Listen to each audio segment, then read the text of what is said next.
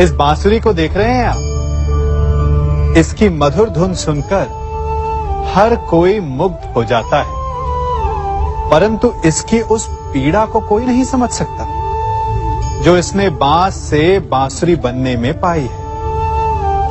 पीड़ा सहकर ही इसमें से सुर निकलते हैं जो मन को शांति देते हैं। इसी प्रकार पत्थर से प्रतिमा को देव रूप बनने में छेनी और हथौड़ी की मार सहनी पड़ती है, तभी उसकी पूजा होती है। बात यह है कि निर्माण के लिए स्वयं के टूटने का विज्ञान बहुत ही आवश्यक है। जब टूटकर चूर हो जाओगे तभी नया अस्तित्व पाओगे, अर्थात शक्ति पाने से पूर्व पीड़ा का भोग करना आवश्यक है। यदि पीड़ा से भागोगे तो शक्ति नहीं पाओगे। अभी आप पर निर्भर करता है कि आपको बांस बनकर रहना है या बांसुरी, पत्थर बनकर रहना है या प्रतिमा के रूप में सजना है। ये निर्णय आपका है। पिता होना बड़े आनंद का विषय है, और जितना बड़ा आनंद है उससे भी अधिक बड़ा उसका उत्तरदायित्व भी। आप में से भी कुछ पिता होंगे, कुछ संतान, और मुझे पूर्ण विश्वास है कि आप लोग भी अपना उत्तरदायित्व अवश्य पूर्ण करते होंगे। हर पिता अपनी संतान के सुख के लिए, उसके उज्जवल भविष्य के लिए रात दिन परिश्रम करता है, धन इकट्ठा करता है, सुविधाएं एकत्रित करता है। आप भी करते होंगे। हर पिता को यही लगता है कि उसने अपनी संतान को सब कुछ दे दिया, परंतु फिर भी संतान प्रसन्न नहीं रहती। यदि आपको विश्वास नहीं तो आप भी स्वयं अपनी ही संतान से पूछ लीजिए। उनको अवश्य कहीं ना कहीं कोई कमी अनुभव होती होगी, और इसका केवल एक ही कारण है, और वो है पिता की भूल। उसे लगता है कि उसने अपनी संतान को सब कुछ दे दिया, परंतु वास्तव में वो उसे सबसे अमूल्य विरासत दे ही नहीं पाता, और वो अमूल्य वस्तु है समय। अपनी संतान को समय दीजिए, उसे समझिए, उसे समझाइए, उसके साथ खेलिए, और जीवन के मैदान में उसे खेलना सिखाइए। उसे संस्कार दीजिए, उसे उसके मार्ग पर चलने दीजिए। मार्ग भटके तो उसे उचित मोड़ भी दिखाइए। विश्वास कीजिए, इससे अधिक कोई अमूल्य वस्तु आप अपनी संतान को नहीं दे सकते। युवा अवस्था भी हमारे जीवन का कितना सुंदर काल होता है ना। बाहु में बल, मन में कुछ बड़ा कर जाने की चाह, आंखों में भविष्य के सुंदर और कोमल सपने। और इसी अवस्था में मनुष्य के भीतर पनपता है प्रेम। किसी को देखकर उस पर मन मोहित हो जाता है, और फिर मनुष्य अपना सब कुछ उस पर न्यौछावर कर देना चाहता है। फिर प्रेम की परिणति होती है विवाह में। क्यों? सबको अपने खट्टे मीठे संस्मरण स्मरण हुआ है ना। परंतु यहीं से अधिकतर माता पिता और संतान के मध्य विचारों का विरोध प्रारंभ हो जाता है। संतान को लगता है कि उसका चुना जीवन साथी ही उसके लिए उपयुक्त है, और माता पिता को लगता है कि संतान अनजाने में भूल कर रही है। संतान का तर्क होता है कि उसे विवाह किससे करना है, ये उसका अधिकार है, और माता पिता का तर्क ये होता है कि अब भी जीवन साथी चुनने की समझ संतान में है ही नहीं। तो इस अवरोध को काटा कैसे जाए, उचित निर्णय कैसे लिया जाए? इसका एक ही मार्ग है, अपने उत्तरदायित्व का भान और अपनों से बड़ों के मापदंडों का भान।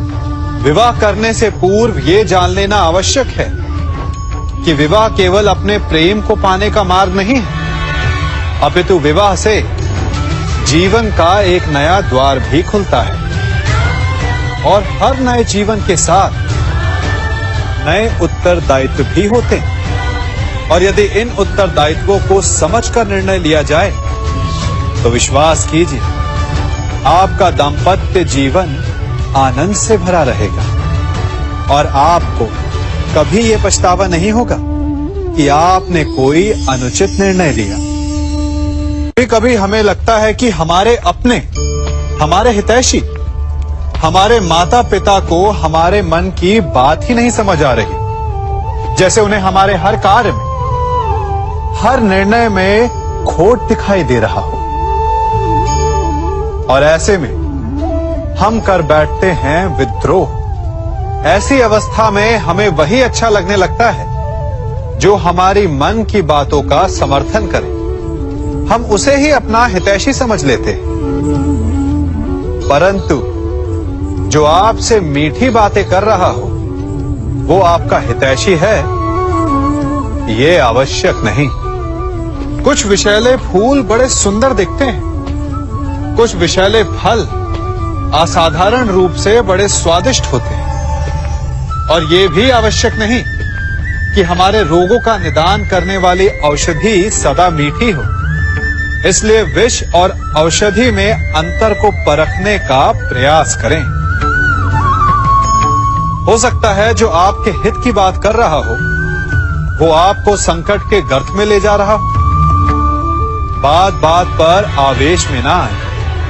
हो सकता है कि आपके माता पिता की कड़वी बातों में आपका ही हित छिपा हो। और माता पिता को भी प्रयास करना चाहिए कि यदि उनकी संतान अनुचित निर्णय ले रही है तो उसके अनुचित होने का भान प्रेम से करवाएं, दबाव और शासन से नहीं। क्योंकि कभी कभी कटु शब्द और कटु वचन अनुचित निर्णय को और पक्का कर देता है। हर शब्द अपने आप में इतना शक्तिशाली होता है कि यदि आप चाहें तो उन्हीं शब्दों से सृजन कर सकते हैं और चाहे तो नाश भी। फिर चाहे सृजन और नाश नए संबंधों का हो या फिर नए युग का। आजकल सर्वत्र सहनशीलता की कमी है। बात बात पर लोग झगड़ जाते हैं, विवाद पर उतारू हो जाते हैं। कारण शब्दों का प्रयोग, शब्दों का और वचनों का उचित प्रयोग करना सीखिए। आपकी आधी समस्याएं तो वही समाप्त हो जाएंगी। शब्द हमारी सबसे बड़ी पूंजी, उनका सोच समझकर भली प्रकार उपयोग करना ही श्रेयस्कर। जो शब्द की महिमा और शक्ति को पहचान गया वो इस सृष्टि के आनंद को भी समझ गया। आप भी समझिए। हम सब जीव हैं, अर्थात जीवन जी रहे हैं और जीवन जीते समय उसके पश्चात की कल्पना भी करते हैं कि मृत्यु के पश्चात हमें स्वर्ग मिलेगा, नर्क, अप्सराओं का नृत्य देखने को मिलेगा या यमदूत हमें दंड दे रहे होंगे। परंतु एक प्रश्न सामने आता है, कभी ऐसा हो सकता है कि मृत्यु किसी और की हो और स्वर्ग हमें मिल जाए?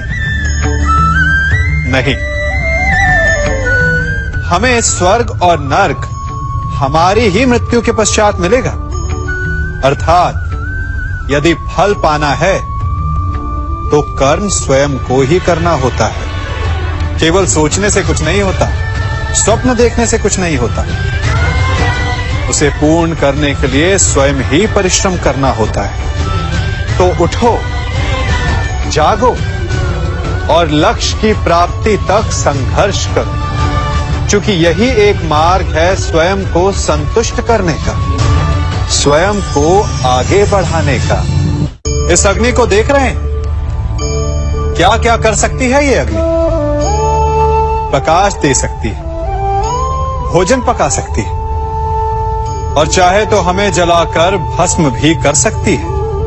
ये जल हमारी प्यास बुझा सकता है या हमें डुबो कर मार भी सकता है। तो क्या ये इच्छा इस जल की है कि ये हमारी प्यास बुझाएगा या हमें डुबाकर मार देगा? या ये इच्छा इस अग्नि की है जो हमें प्रकाश देगी, जो हमें भोजन देगी, या हमें जलाकर भस्म कर देगी? नहीं, जल का गुण है बहना, अग्नि का गुण है जलना। अब ये हमारी इच्छा पर निर्भर करता है कि हम इसका प्रयोग कैसे करते हैं। इसी जल और अग्नि की भांति ही संसार की हर वस्तु, संसार के लोग भी होते हैं, और ये हम पर निर्भर करता है कि हम उनमें से किसे मित्र बनाते हैं और किन्हें शत्रु। शक्ति है, पर निर्भर हम पर करता है कि उसे हम अपना उत्तरदायित्व बनाते हैं या अहंकार।